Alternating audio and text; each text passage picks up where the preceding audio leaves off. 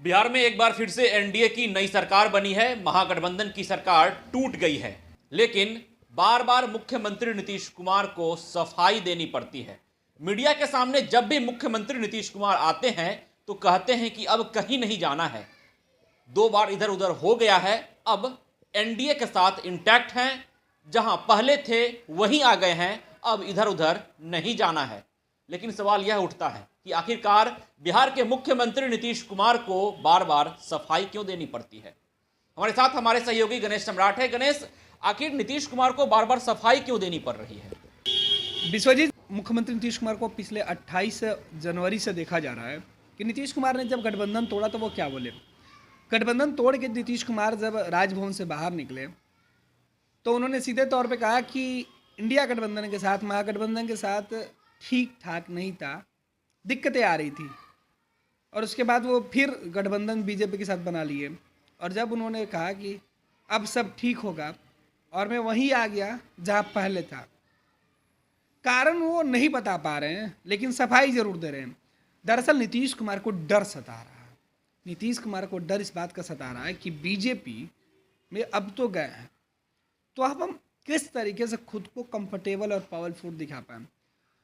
Powerful इसलिए क्योंकि 2020 में नीतीश कुमार यह कहते थे कि मैं मुख्यमंत्री बनना नहीं चाहता था, इन लोगों ने मुझे बना दिया, मैं नहीं चाहता था। और नीतीश कई दफे यह बात बोल चुके थे, लेकिन 2024 में वो तस्वीरें बदली हुई है। नीतीश कुमार ये कह रहे हैं कि मैं मुख्यमंत्री बना क्योंकि मुझे मुख्यमंत्री बनना था, और इसलिए नीतीश कुमार सफाई दे रहे हैं कि भाई हमसे गलती हो गई है, मैं 2 बार गलती कर चुका हूँ। ये दुर्भाग्य है बिहार के मुख्यमंत्री नीतीश कुमार के लिए कि वो हर जगह केवल यही बात बता रहे कि मुझसे गलती हो गई है और मैं वापस नहीं जाऊंगा। मतलब मलाल है नीतीश कुमार को। जब पिछली दफे वो एनडीए का साथ छोड़कर महागठबंधन के साथ हैं, तो उस बात का मलाल अभी नीतीश कुमार को है कि मुझे एनडीए का साथ नहीं छोड़ना चाहिए था। बिल्कुल विश्वजीत, नीतीश कुमार को मलाल नहीं है। नीतीश कुमार के साथ रहने वाले लोग अब पूरी स्क्रिप्ट तैयार कर रखे हैं, क्योंकि नीतीश कुमार की राहें इतनी आसान नहीं है। अब नीतीश कुमार जिस तरीके से महागठबंधन की सरकार में बोल जा रहे थे कि बीजेपी सबसे ज़्यादा आपत्ति जाहिर कर रही थी, विरोध जता रही थी, अब उनके साथ उनको बैठना, उनके साथ काम करना। देखिए, नीतीश कुमार अकेले नहीं है। 28 जनवरी से लेकर आज तक मीडिया के सामने जितनी बार नीतीश आए हैं, उतनी बार उनके करीबी लोग उनके साथ खड़े रहे, और हर दूसरे सवाल पर जहां लगता है कि नीतीश कुमार कुछ जवाब दे देंगे, उस सवाल को टालने की कोशिश की जा रही है। 28 जनवरी, फिर कल की बात करें, कल दिल्ली में मुख्यमंत्री नीतीश कुमार थे। कल भी उन्होंने मीडिया से बातचीत की और उन्होंने कहा कि गलती हो गई, अब वापस नहीं जाएंगे, जहां थे वहां। अमूमन ऐसा और आज लगातार गणेश देखा जा रहा है। जब बिहार में महागठबंधन की सरकार थी, उस वक्त भी जब नीतीश कुमार कुछ बोलना चाहते थे तो उनके आसपास जो मंत्री रहते हैं, उनके जो करीबी नेता रहते हैं, वो उनको बोलने से रोक देते हैं। तो क्या नीतीश कुमार की स्थिति सही नहीं है कि वो कुछ भी बोल सकते हैं? ऐसी आशंका उनके करीबी नेताओं को है। नहीं, नीतीश कुमार इस बार जब गठबंधन में आना, इससे नीतीश कुमार से ज़्यादा उनके साथ रहने वाले लोगों के डर है। उनके मन में डर है कि नीतीश फिर कहीं कुछ और ना बोल के कहीं और का रास्ता पकड़ ले। बिहार की सियासत में नीतीश कुमार यह दिखाने की कोशिश करें कि वो बीजेपी के साथ लंबे समय से 1995 से जो उनके साथ हैं, और 2005 में जब वो सरकार में पहली बार आए, 15 में महागठबंधन के साथ सरकार में आए, उस वक्त वो बीजेपी से अलग थे। फिर 20 में चुनाव बीजेपी के साथ लड़े। 17-18 में जो कंडीशन हुआ उसमें देख के निकल रहा है कि नीतीश कुमार को उस वक्त लग रहा था कि वो गलती कर लिए थे, लेकिन फिर वो गलती 22 में उन्होंने दोहरा दिया। और इस बार 22 में वो दोहराए थे गलती, तो यही सफाई दे रहे थे कि अब मैं कहीं नहीं जाऊंगा, अब मैं कहीं नहीं जाऊंगा। 2015 के पहले जब नीतीश कुमार महागठबंधन में आए और बीजेपी को छोड़ के आए थे, तब भी वो यही बात कर रहे थे कि अब मैं कहीं नहीं जाऊंगा, अब मेरा यही है, अब मेरा यही है। तो नीतीश कुमार जब कहते हैं कि अब मेरा यही है, और जितनी बार नीतीश कहते हैं उतने बार संशय बढ़ जाता है।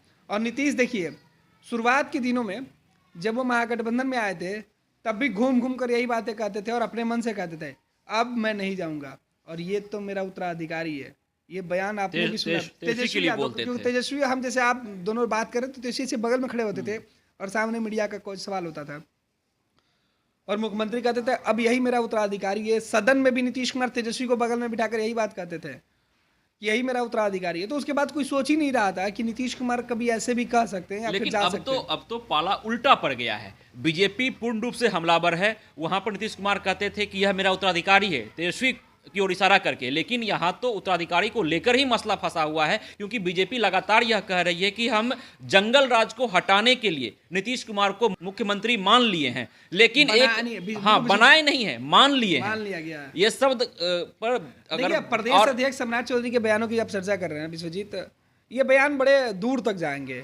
सम्राट चौधरी ये बताने की कोशिश कर रहे हैं बीजेपी के नेताओं को, क्योंकि वो जब भी बीजेपी के कार्यकर्ताओं के बीच होते हैं तो वो ये बताने की कोशिश करते हैं कि एक ऐसा फैसला केंद्रीय नेतृत्व ने लिया जिस फैसले को मुझे मजबूरी में मानना पड़ रहा है, मैं स्वीकार नहीं कर रहा हूँ, ये जबरदस्ती मनमाना है।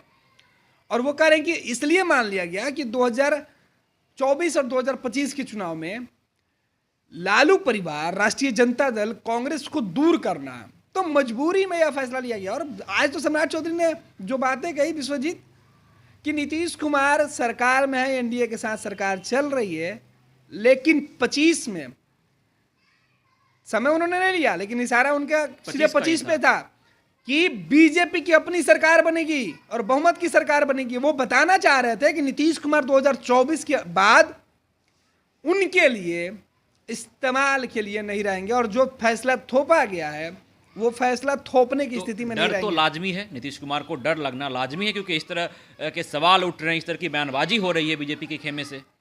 नीतीश डरे हुए हैं, और नीतीश इस कदर डरे हुए हैं क्योंकि अब नीतीश के लिए दोनों दरवाजे, हालांकि सियासत में दरवाजे ना बंद होते हैं ना खुलते हैं, परिस्थितियाँ जरूर बदलती है और परिस्थितियाँ बना देती है, लेकिन अब नीतीश कुमार अगर 2024 के बाद फिर फैसले के स्थिति में आ जाते हैं, कुछ फैसले लेने के लायक अगर आते हैं, या 25 में ही अगर फैसले लेने लायक हो जाते हैं, तो नीतीश कुमार के लिए राहें बड़ी आसान नहीं होगी, क्योंकि भरोसा नीतीश कुमार ने खो दिया है, और भरोसा को वापस पाना। लेकिन गणेश, बीजेपी में सब कुछ तय होता है शीर्ष नेतृत्व के द्वारा। जो बिहार बीजेपी के जो बड़े चेहरे हैं, उनके लाख मना करने के बावजूद जिस तरह से बीजेपी का शीर्ष नेतृत्व तय कर लिया कि नीतीश कुमार साथ आ रहे हैं, एनडीए के साथ आ रहे हैं, आप लोग निर्णय कर लीजिए, अब हमारे साथ रहेंगे, तो बिहार बीजेपी को नीतीश कुमार को साथ लेना पड़ा।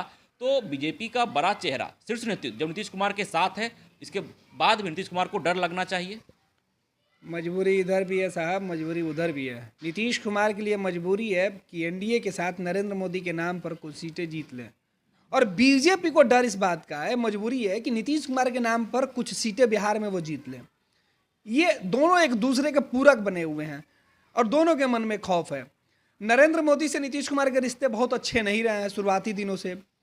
आज जब वो प्रधानमंत्री बन गए तो प्रधानमंत्री एक पार्टी का नहीं होता, देश का होता है। तो नीतीश कुमार अभी देखिए कि जब वो महागठबंधन में थे तो नरेंद्र मोदी जब सार्वजनिक कार्यक्रम करते थे और राज्य के हित के लिए कार्यक्रम करते थे तो नीतीश जाते तक नहीं थे। नीतीश कुमार किन परिस्थितियों में आज नरेंद्र मोदी से मुकाबला करके वापस लौटे हैं, वो नीतीश कुमार का रग रग उसको बर्दाश्त कर रहा होगा। नरेंद्र मोदी अपने आलोचकों को इतनी आसानी से माफ़ नहीं करते हैं जिस तरीके से नीतीश कुमार अपने आलोचकों को कभी बकसते नहीं हैं। नीतीश भी माफ़ नहीं करते। तो दोनों की फितरत सियासत में एक ही है, तो टसन दोनों तरफ है। सियासत में फितरत दोनों की एक ही है। अंतर यह है कि नीतीश कुमार एक राज्य में सिमट के रह गए और नरेंद्र मोदी एक राज्य से निकलकर देश में आ गए। तो नीतीश कुमार के लिए रास्ते बहुत मुश्किल होते जा रहे हैं। 2024 का चुनाव के नतीजे नीतीश कुमार का भविष्य तय करेगा, लेकिन नीतीश कुमार के लिए बीजेपी और बीजेपी के लिए नीतीश कुमार फिलहाल बिहार में जरूरी नहीं, मजबूरी है। गणेश, एक आखिरी सवाल लेंगे, क्योंकि जो हमारे दर्शक हैं वो भी लगातार कमेंट के माध्यम से पूछते रहते हैं कि आखिर बिहार में क्या खेला होने वाला है। 12 फरवरी को विधानसभा के अंदर क्या होगा, क्या एनडीए फ्लोर टेस्ट पास कर पाएगी या नहीं कर पाएगी। और जिस डर की बात आप कर रहे हैं, जिस डर की चर्चा हम लोग कर रहे हैं मुख्यमंत्री नीतीश कुमार की डर की, तो क्या इस डर का असर फ्लोर टेस्ट पर पड़ेगा? देखिए विश्वजीत, इसका दो जवाब हो सकता है। एक कि एनडीए सरकार, नीतीश और बीजेपी की जो बहुमतों की संख्या है वो पूरे तरीके से आंकड़े एग्जैक्ट हैं और सरकार आसानी से बहुमत प्राप्त कर लेगी।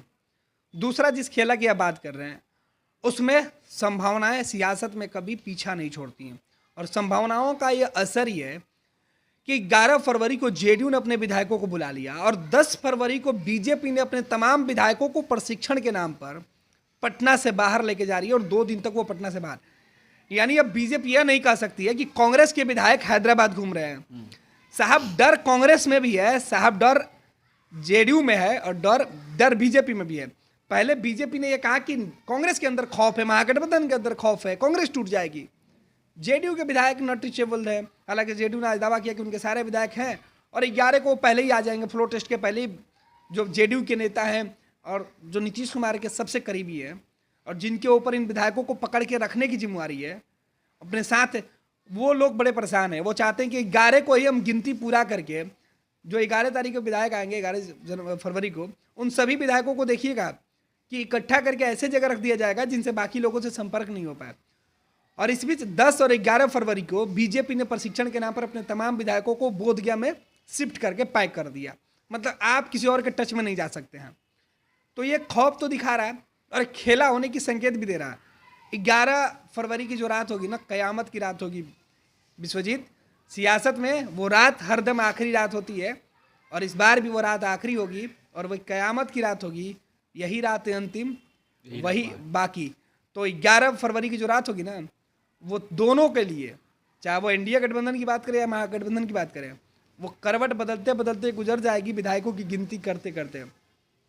तो 11 फरवरी काफ़ी अहम होने जा रहा है और 12 फरवरी तो विधानमंडल के अंदर जो तस्वीरें निकलेगी वो इतिहास के पन्नों में दर्ज हो जाएंगी, चाहे वो काले अक्षरों में लिखी जाए या फिर सुनहरे अक्षरों में। शुक्रिया गणेश। तो देखिए, निश्चित तौर पर बिहार में एनडीए की नई सरकार तो बन गई। मुख्यमंत्री नीतीश कुमार ने एनडीए का दामन थामकर एक बार फिर से बिहार में एनडीए की सरकार बना ली, लेकिन फ्लोर टेस्ट होना अभी बाकी है।